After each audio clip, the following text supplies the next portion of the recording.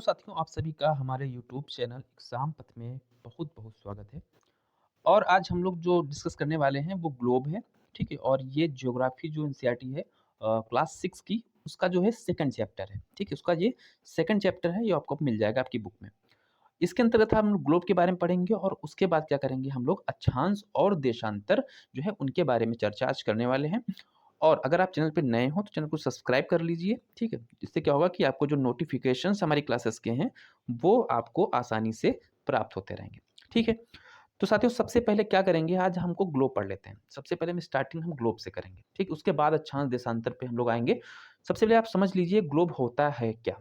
ठीक है, तो आपको ग्लोब जो होगा वो सब कहीं देखने को मिलेगा। जैसे किसी पुस्तकालय में देखिए ग्लोब मिल जाएगा, या किसी ज्योग्राफी के प्रोफेसर हैं, ठीक है, उनके पास मिल जाएगा, या कह सकते हैं कोई ऑफिस है। ठीक है, तो मतलब ग्लोब जो है वो सामान्य रूप से आपको विभिन्न प्रकार के संस्थानों में ये देखने को मिलता है। ठीक है, लेकिन सवाल साथियों ये है कि भाई ये इस ग्लोब का मतलब क्या है, हम ग्लोब क्या समझते हैं, क्यों ग्लोब है, इसका एक्चुअल में चीजें जानेंगे। तो ग्लोब क्या होता है, इसको साथियों हम एक पृथ्वी के समान मान के चलते हैं। ठीक है, पृथ्वी के समान इसको हम मानते हैं कि ये पृथ्वी के जैसा है। ठीक है, ठीक, ये तो बात हो गई पृथ्वी के समान है। ठीक, अब हम बात करते हैं ग्लोब में है क्या क्या। तो ग्लोब जो हमारा है, तो सबसे पहला तो ये है कि इसमें बीच में एक क्या होती है, एक निडल होती है, या कह सकते हैं एक क्या होती है, एक सुई होती है। क्या होती है, एक सुई होती है, और इसके बीचों बीच से होकर गुजरती है। ठीक, और साथियों क्या है, ये थोड़ा क्या होती है, ये थोड़ा झुकी हुई होती है। ये आपको देख सकते हैं, ये थोड़ा जो निडल है ये क्या है, ये झुकी हुई है। ठीक, ये भी आपको ध्यान रखना है। अब ये जो सुई है इसको बोलते क्या है, इसको बोलते हैं अक्ष। इसको क्या बोलते हैं, इसको हम लोग अक्ष बोलते हैं, एक्सिस।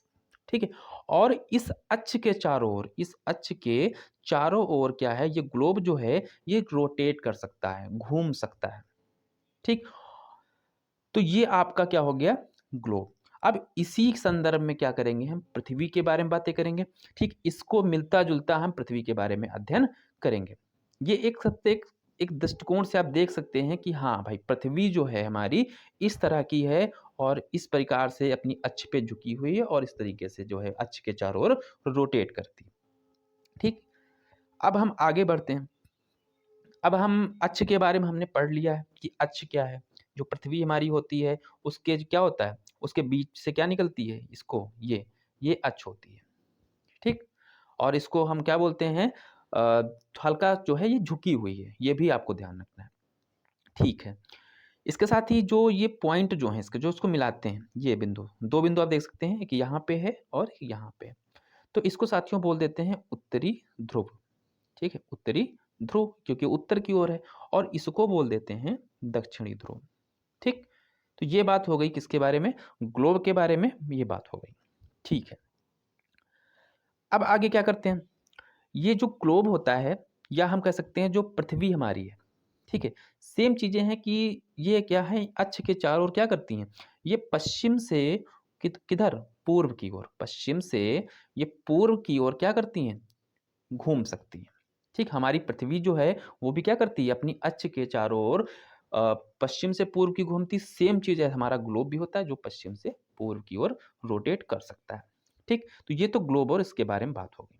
चलिए, अब एक बात और ये समझ लीजिए साथियों, हमने आपको ग्लोब में दिखाया कि एक अक्ष होती है, एक सुई होती है। ठीक, ये आपको दिख जाएगी। ठीक, आप अगर ग्लोब को देखेंगे तो ये सुई आपको दिखेगी। लेकिन समझना साथियों ये है कि जो अक्ष होती है, पृथ्वी की अक्ष, वास्तव में ऐसी कोई अक्ष है ही नहीं।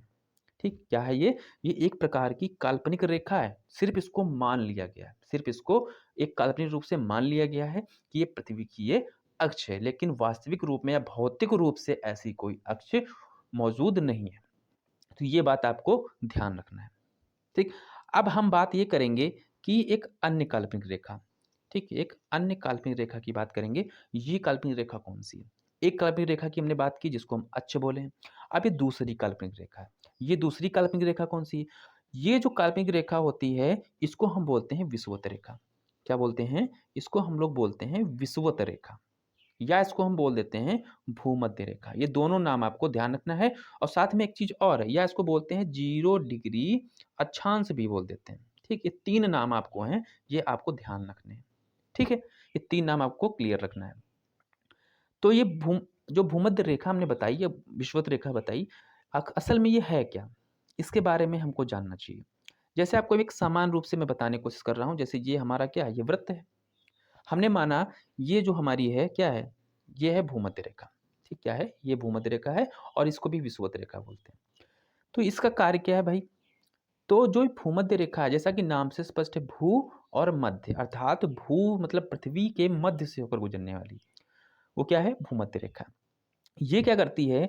पृथ्वी को 2 बराबर भागों में विभाजित कर देती है। पृथ्वी को 2 बराबर भागों में विभाजित करती है। जो ऊपर वाला उत्तरी एरिया है, ठीक है, इसको बोलते हैं उत्तरी गोलार्ध। क्या बोलते हैं? उत्तरी गोलार्ध। और साथ ही जो दक्षिण वाला एरिया है आपका, ये वाला, इसको बोल देते हैं दक्षिणी गोलार्ध। ठीक, ये बातें हो गई उत्तरी गोलार्ध और दक्षिणी गोलार्ध में बराबर भागों में, ये आपको ध्यान रखना है। ठीक, इसका ये मतलब है। ठीक है, ये तो हमने बात कर ली, उत्तर में जो है उसको क्या? उत्तरी गोलार्ध, और दक्षिण में जो है वो दक्षिणी गोलार्ध। ये तो हमने आपको बता दिया फिगर के माध्यम से। ठीक है, अब हम आगे बात करेंगे। ठीक, विषुवत वृत्त जो है पृथ्वी पर एक क्या बनाता है? काल्पनिक वृत्त बनाता है। ठीक, ऐसा कोई वृत्त है नहीं, आपको ध्यान रखना है। जो विषुवत वृत्त है क्या है? काल्पनिक रेखा है। ठीक, एक्चुअल में ये कोई रेखा नहीं है। ठीक, सिर्फ इस काल्पनिक वृत्त बताता है। इससे क्या है कि इससे जो पता क्या चलता है, इससे पृथ्वी पर विभिन्न प्रकार के स्थानों की स्थिति का जो है हम जानकारी ले सकते हैं। अर्थात हम लोकेशन के लिए क्या कर सकते हैं? इन अक्षांश रेखाओं का जो है प्रयोग कर सकते हैं। ठीक है, अब तो ये बात हो गई आपकी विषुवत रेखा के विषय में। अब हम आगे क्या बात करने वाले हैं, आप वो भी देखिए। अब हम बात करेंगे अपने उस टॉपिक पे जिसको हम आगे पढ़ेंगे, अक्षांश। अक्षांश क्या होता है? ठीक, अगर आपने पढ़ा होगा तो आपको ध्यान होगा। ठीक है, तो हम फिलहाल हम आपको अक्षांश के विषय में बताने की पूरी कोशिश करेंगे। चलिए, हमने माना है ये क्या है? एक वृत्त है। ये साथियों क्या है? ये आपको हमने बताया 0 डिग्री भूमध्य रेखा। ठीक, ये तो आपको हमने बता दी, समझ चुके होंगे आप। ठीक, अब हमको बनाना है अक्षांश, अथवा अक्षांश खींचना है हिसाब से।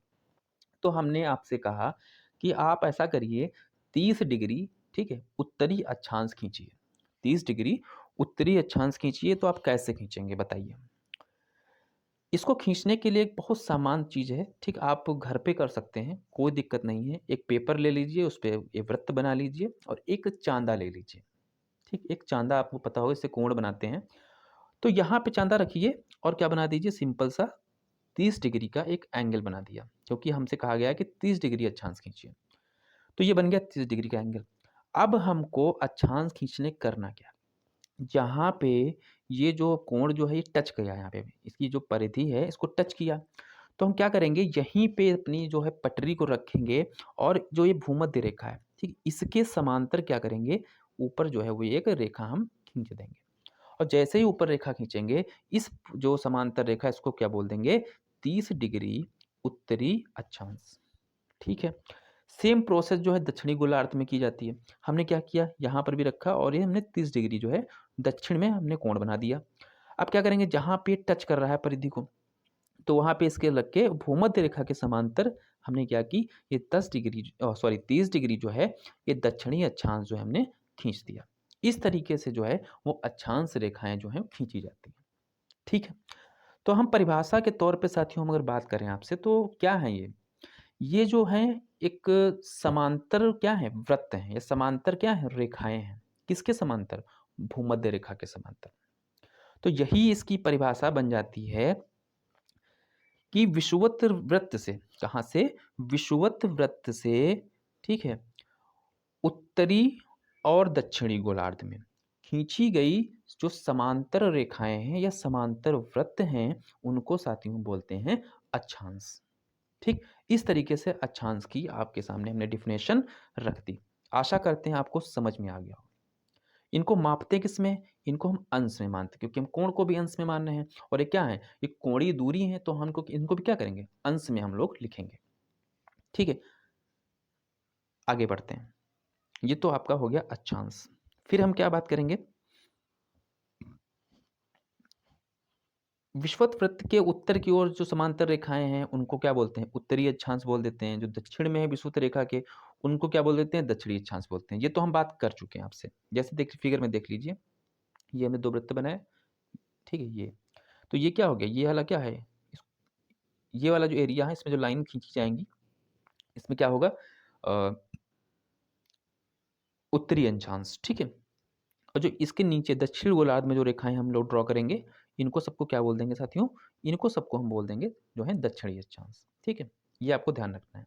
बस बहुत आसान है, कोई इसमें समझने में ज़्यादा तकलीफ़ नहीं हो सकती आपको।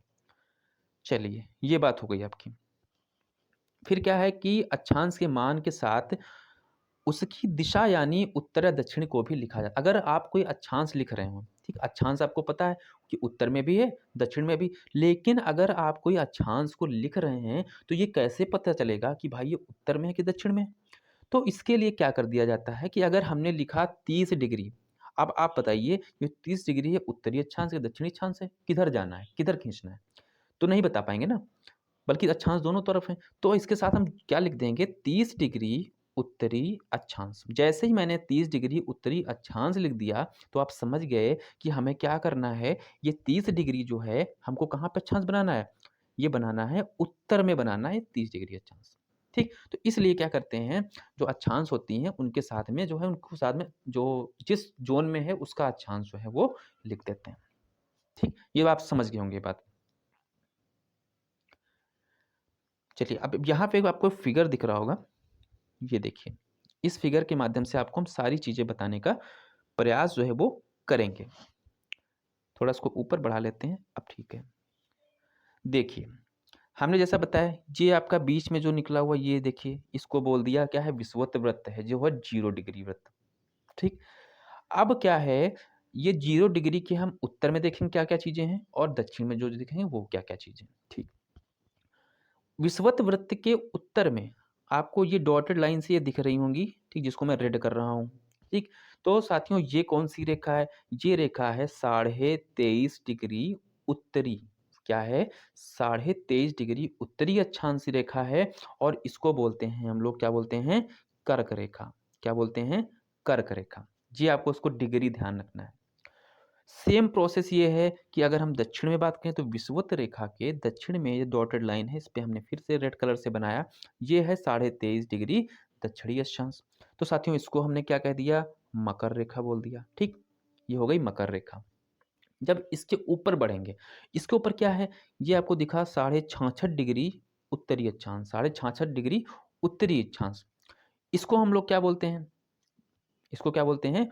उत्तरी ध्रुव बिंदु। ठीक? या हम इसको क्या बोल सकते हैं? इसको हम बोल सकते हैं आर्कटिक वृत्त। क्या बोल सकते हैं? इसको बोल सकते हैं आर्कटिक वृत्त। किसको? 66.5 डिग्री उत्तरी अक्षांश को। सेम चीज़ यहाँ पे, सेम चीज़ ये वाला वृत्त है, ठीक है? तो इस पे हम क्या बोलेंगे? इसको बोलेंगे अंटार्कटिक वृत्त। अंटार्कटिक वृत्त बोल देंगे। बाकी सबसे ऊपर अगर हम देखेंगे, तो सबसे ऊपर क्या है?